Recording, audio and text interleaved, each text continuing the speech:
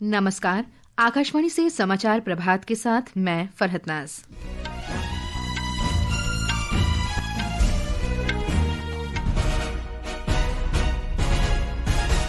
राष्ट्रपति द्रौपदी मुर्मू ने रूस के राष्ट्रपति व्लादिमीर पुतिन के लिए राष्ट्रपति भवन में रात्रि भोज का आयोजन किया। राष्ट्रपति ने कहा, दोनों देशों के बीच मित्रता प्रगाढ़ होती रहेगी। राष्ट्र आज भारत रत्न डॉक्टर भीमराव आम्बेडकर को उनके 70वें महापरिनिर्वाण दिवस पर श्रद्धांजलि अर्पित कर रहा है। गृहमंत्री अमित शाह ने गांधीनगर में अर्थ समिट 2025 का उद्घाटन किया। सहकार सारथी पहल के अंतर्गत 13 से अधिक नई सेवाओं और उत्पादों का शुभारंभ किया। दिल्ली पुलिस ने राष्ट्रीय राजधानी और आसपास के इलाकों से 16 बदमाशों और कुख्यात अपराधियों को गिरफ्तार किया। भारत ने FIH पुरुष जूनियर हॉकी विश्व कप में बेल्जियम को हराकर सेमीफाइनल में जगह बनाई और पुरुष क्रिकेट में भारत और दक्षिण अफ्रीका के बीच तीसरा और अंतिम एक दिवसीय मैच आज दोपहर विशाखापत्तनम में खेला जाएगा। अब समाचार विस्तार से।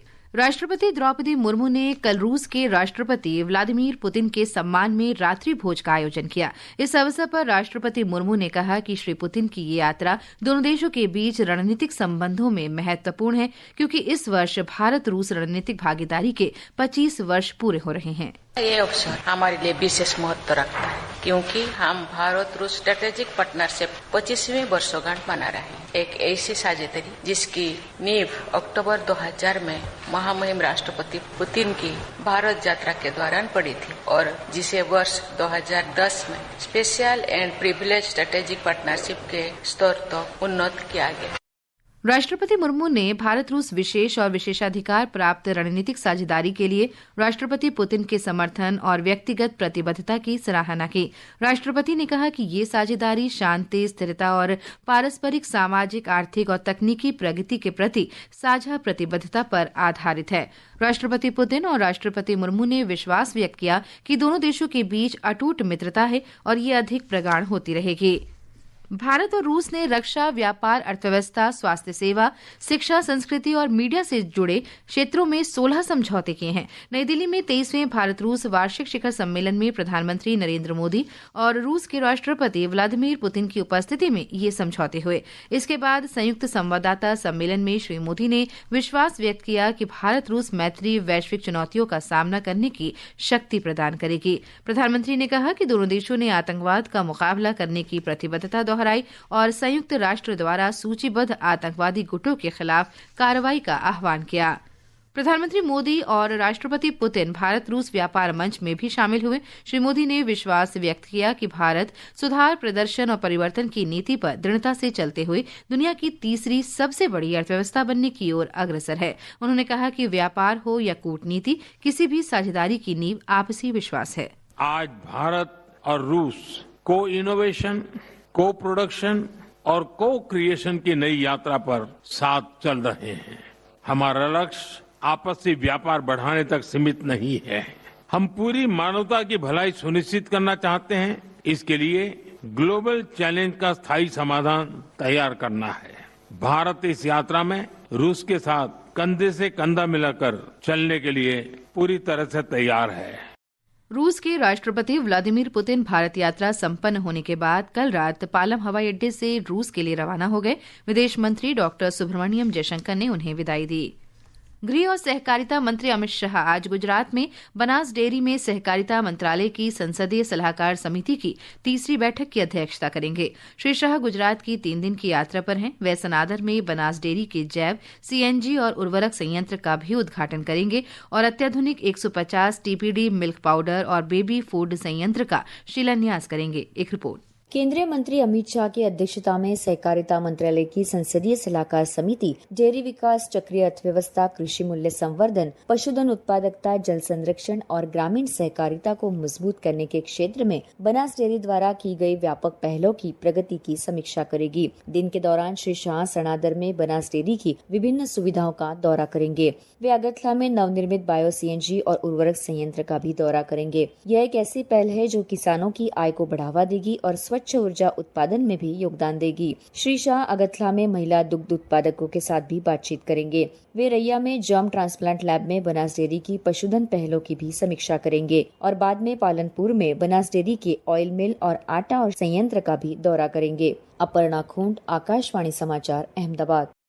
इससे पहले श्री अमित शाह ने कल गांधीनगर में कृषि, ग्रामीण तकनीक और मानवता को सशक्त बनाने से संबंधित अर्थ समिट 2025 का उद्घाटन किया और सहकार सारथी पहल के अंतर्गत 13 से अधिक नई सेवाओं और उत्पादों का भी शुभारंभ किया। इन नई पहलों में डीजी केसीसी, कैंपेन सारथी, वेबसाइट सारथी, सहकारी शासन सूचकांक, विश्व का सबसे बड़ा अनाज भंडारण एप्लीकेशन, शिक्षा सारथी प्रौद्योगिकी फोरम भी शामिल है। गृहमंत्री ने कहा कि सहकारिता मंत्रालय ने सहकार टैक्सी सेवा शुरू की है, जिसमें परीक्षण के स्तर पर 51,000 से अधिक ड्राइवरों ने पंजीकरण कराया है। उन्होंने कहा कि इसका उद्देश्य इसे देश की सबसे बड़ी सहकारी टैक्सी कंपनी बनाना है। ये समाचार आकाशवाणी से प्रसारित किए जा रहे हैं। ताजा समाचार जानने के लिए आप हमारे social media handle @AIR News Hindi को फॉलो कर सकते हैं। समाचार प्रभात में आपका फिर स्वागत है। नागर विमानन मंत्री राम मोहन नायडू ने कहा है कि इंडिगो की उड़ानों में देरी और रद्दीकरण की स्थिति में सुधार हो रहा है और उम्मीद है कि आज से यात्रियों को प्रतीक्षा नहीं करनी पड़ेगी। श्री नायडू ने कहा कि सरकार का मुख्य ध्यान हवाई अड्डों पर लंबित उड़ानों की संख्या कम करने पर है। उन्होंने कहा कि सरकार सभी जरूरी हितधारकों के साथ सक्रिय रूप से बातचीत कर रही है। The Ministry of Civil Aviation नागर विमानन मंत्रालय 2 मुद्दों पर सभी आवश्यक पक्षों के साथ सक्रिय रूप से बातचीत कर रहा है। पहला है यात्रियों की देखभाल और सुविधा, जिसके तहत हम हवाई अड्डों पर यात्रियों को होने वाली असुविधाओं को कम करना चाहते हैं और दूसरा हम देश में सुरक्षित संचालन सुनिश्चित करना चाहते हैं। मंत्रालय इसे प्राथमिकता देता है और पहले दिन से ही इस पर पूरी तरह से काम कर रहा है। Ministry has been thoroughly engaging from day one. इससे पहले सरकार ने इंडिगो की उड़ानों के परिचालन में बाधा उत्पन्न करने वाली परिस्थितियों की व्यापक समीक्षा के लिए 4 सदस्यीय समिति का गठन किया। समिति 15 दिनों में रिपोर्ट प्रस्तुत करेगी। देश में बड़े पैमाने पर उड़ानें रद्द होने के बाद यात्रियों की बढ़ती मांग को देखते हुए भारतीय रेलवे ने सुगम यात्रा और पर्याप्त सुविधा सुनिश्चित करने के लिए व्यापक कदम उठाए हैं। देश में कुल 37 रेलगाड़ियों में 116 अतिरिक्त डिब्बे लगाए गए हैं। दक्षिण रेलवे ने सबसे ज्यादा डिब्बे बढ़ाए हैं, जिससे 18 रेलगाड़ियों की क्षमता बढ़ी है। दिल्ली पुलिस ने राष्ट्रीय राजधानी और आसपास के इलाकों से 16 बदमाशों और कुख्यात अपराधियों को गिरफ्तार किया है। दिल्ली एनसीआर में संगठित अपराध पर लगाम लगाने के लिए दिल्ली पुलिस ने 850 से ज्यादा पुलिसकर्मियों के साथ बड़े पैमाने पर अभियान चलाया। दिल्ली पुलिस के अनुसार इस अभियान का लक्ष्य जबरन वसूली, अवैध हथियारों और मादक पदार्थों की तस्करी, डकैती और झपटमारी में शामिल बड़े गिरोहों को निशाना बनाना था। इस अभियान के अंतर्गत पुलिस ने दिल्ली और हरियाणा में 150 से ज्यादा ठिकानों पर छापेमारी की। इन छापों में पुलिस ने 18 पिस्तौल, 43 जिंदा कारतूस, बटन एक्टेड चाकू, 2 कारें, 3 दोपहिया वाहन, 122 मोबाइल फोन, 2 वायरलेस सेट बरामद किए और एक बुलेट प्रूफ थार और बुलेट प्रूफ स्कॉर्पियो एन गाड़ियां भी जब्त की। देश आज भारत रत्न डॉक्टर भीमराव आम्बेडकर को उनकी 70वीं पुण्यतिथि पर श्रद्धांजलि अर्पित कर रहा है।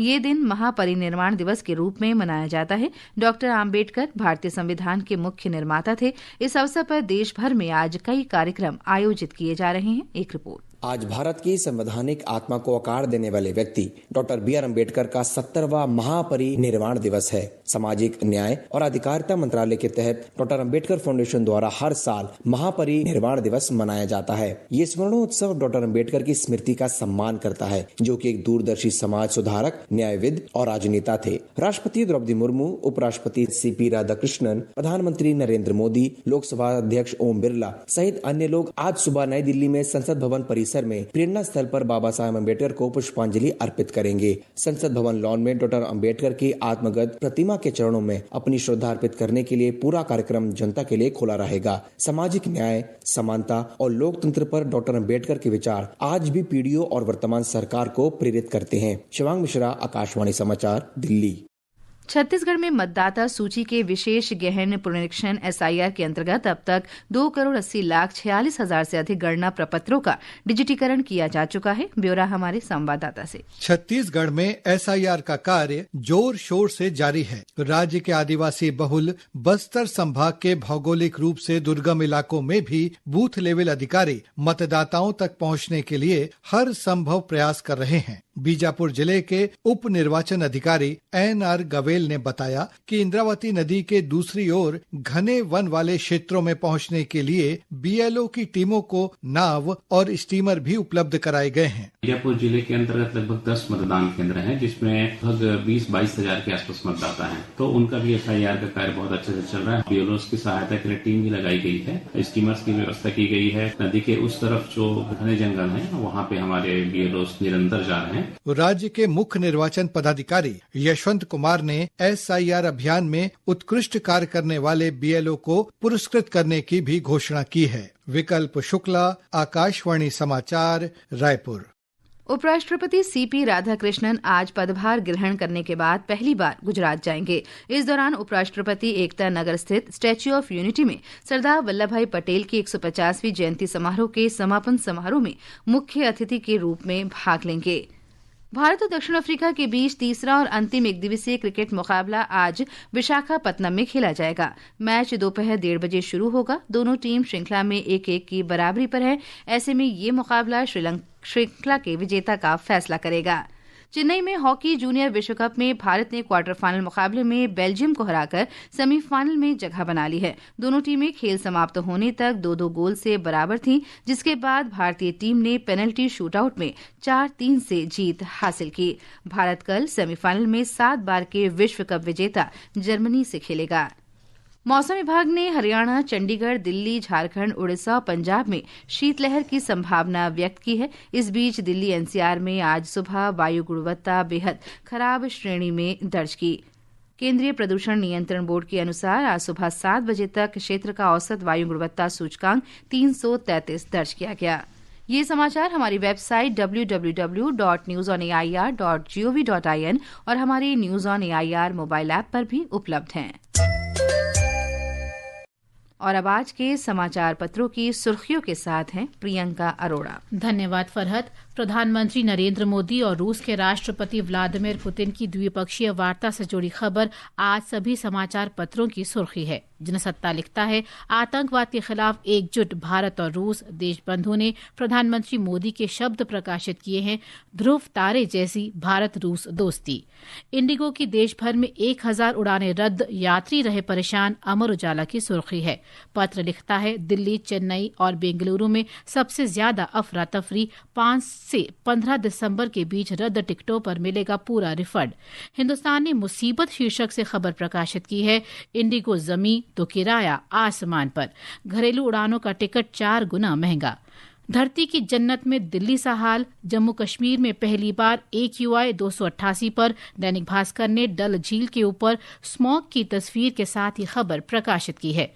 रिजर्व बैंक के गवर्नर संजय मल्होत्रा ने कहा है, रुपए अपने को खुद ही संभालेगा। जनसत्ता की ये सुर्खी है। दैनिक जागरण लिखता है, RBI ने कहा, ग्राहकों को केंद्र में रख नीति बनाए बैंक। लंबित शिकायतों के निपटान के लिए 1 जनवरी से अभियान।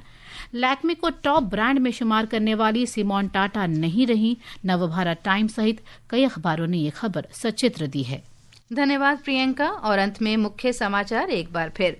राष्ट्रपति द्रौपदी मुर्मू ने रूस के राष्ट्रपति व्लादिमीर पुतिन के लिए राष्ट्रपति भवन में रात्रि भोज का आयोजन किया। राष्ट्रपति ने कहा, दोनों देशों के बीच मित्रता प्रगाढ़ होती रहेगी। राष्ट्र आज भारत रत्न डॉक्टर भीमराव आम्बेडकर को उनके 70वें महापरिनिर्वाण दिवस पर श्रद्धांजलि अर्पित कर रहा है। गृहमंत्री अमित शाह ने गांधीनगर में अर्थ समिट 2025 का उद्घाटन किया। दिल्ली पुलिस ने राष्ट्रीय राजधानी और आसपास के इलाकों से 16 बदमाशों और कुख्यात अपराधियों को गिरफ्तार किया। भारत ने FIH पुरुष जूनियर हॉकी विश्व कप में बेल्जियम को हराकर सेमीफाइनल में जगह बनाई। और पुरुष क्रिकेट में भारत और दक्षिण अफ्रीका के बीच तीसरा और अंतिम एकदिवसीय मैच आज दोपहर विशाखापत्तनम में खेला जाएगा। इसके साथ ही समाचार प्रभात का ये अंक समाप्त हुआ। नमस्कार।